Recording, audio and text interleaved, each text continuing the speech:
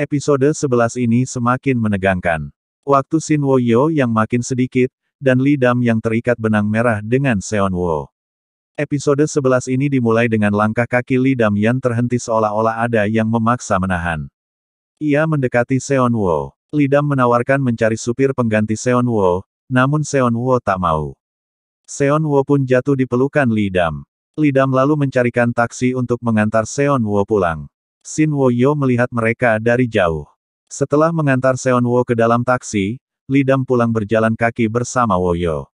Wo-yo melihat benang merah yang dibuat oleh roh gunung di tangan Lee Dam untuk mengikat atau menjodohkan Lee Dam dan Seon Wo.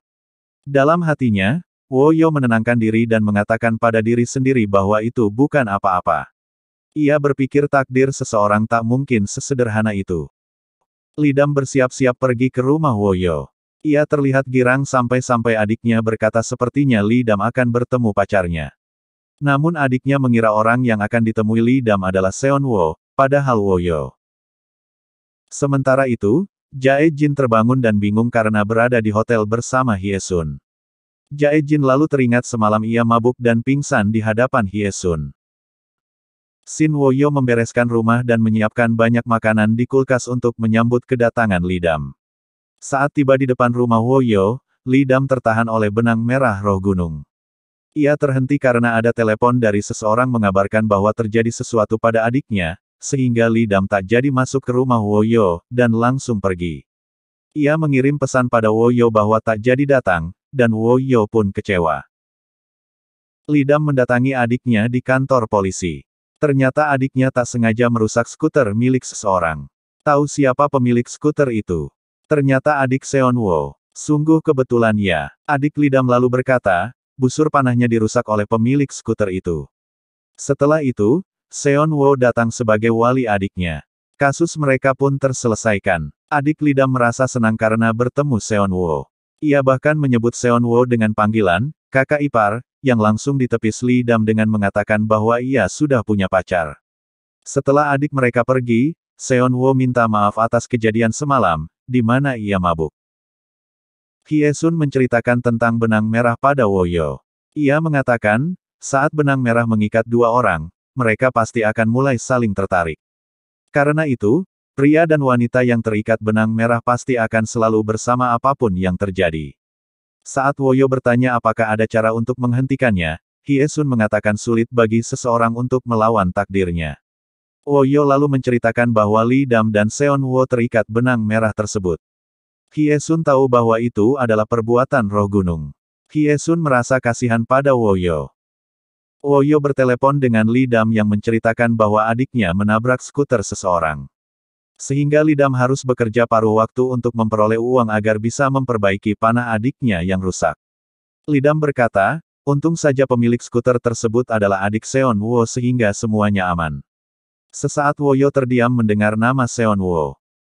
Sementara itu, ayah Seon Wo mengetahui kartu kredit Seon Wo sudah mencapai limit, sehingga ia berniat mengambil kartu kredit itu dan meminta Seon Wo bekerja paruh waktu jika butuh uang. Jae Jin menemui Hye Sun.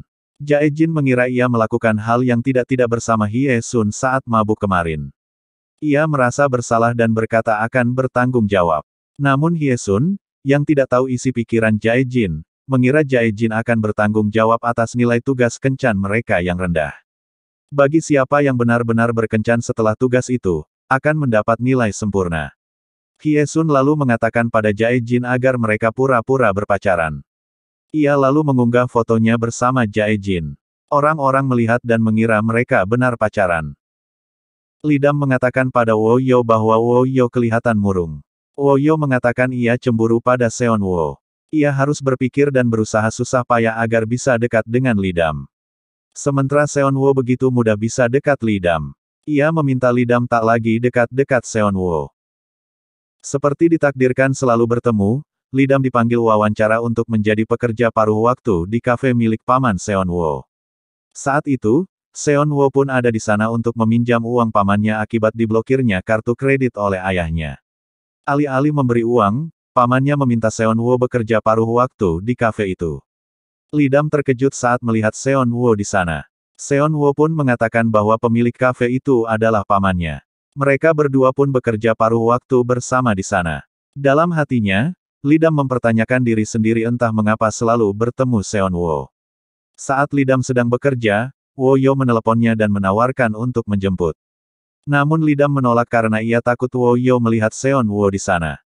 Di tengah pembicaraan mereka, Seonwoo memecahkan gelas. Lidam lalu bertanya apakah Seonwoo baik-baik saja, lalu menutup telepon Woyo. Dari situ, Woyo tahu bahwa di sana ada Seonwoo. Saat pulang kerja, Seonwoo mengajak Lidam pulang bersama dengan alasan ingin membicarakan tentang pekerjaan. Mereka pun pulang bersama, dan Woyo memperhatikan mereka dari jauh. Seok, saingan Sokyung dalam meraih nilai tertinggi, menemuinya di pustaka. Seok bertanya apakah Sokyung marah karena kejadian 2 tahun lalu.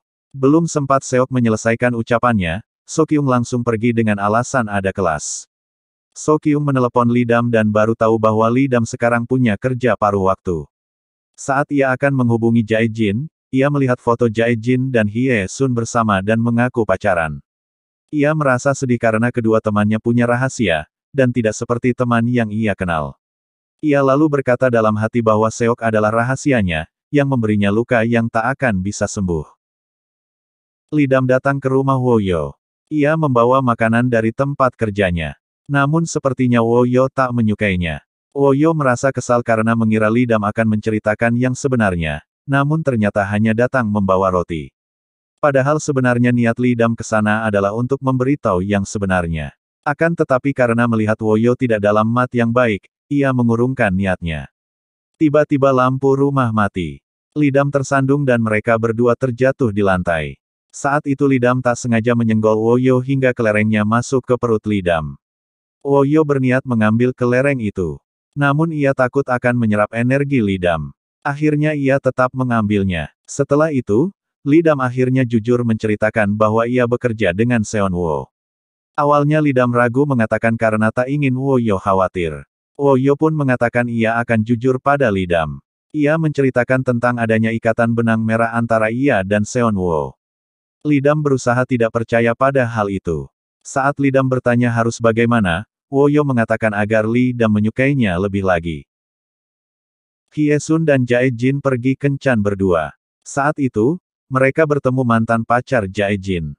Saat ditanya, Jae-jin mengatakan bahwa Hye-sun adalah pacarnya. Setelah mantan pacarnya pergi, Jae-jin bercerita pada Hye-sun bahwa setelah putus, ia merasa tidak percaya diri memulai hubungan lagi. Ia merasa ialah masalahnya. Ia pun menangis dan minta maaf karena merusak kencan mereka hari itu. Hye-sun merasa Jae-jin berbeda dari pria lain yang pernah ditemuinya selama ini. Jae-jin lebih sopan dan tak macam-macam.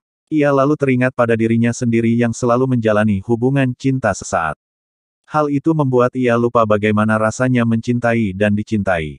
Hye-sun lalu menghibur Jae-jin dan memintanya berhenti menangis.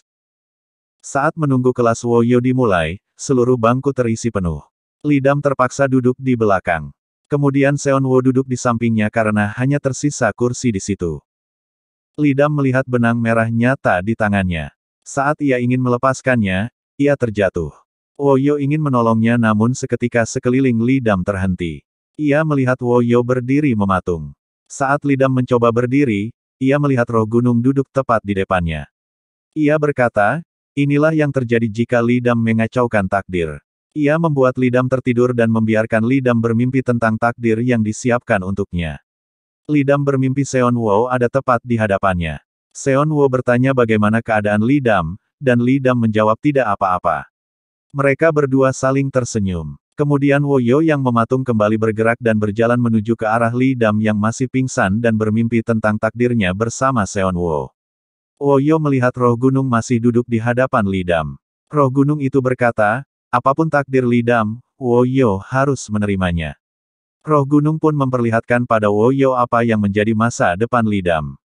Ia memperlihatkan Lidam dan Seonwoo bersama dan saling menyayangi.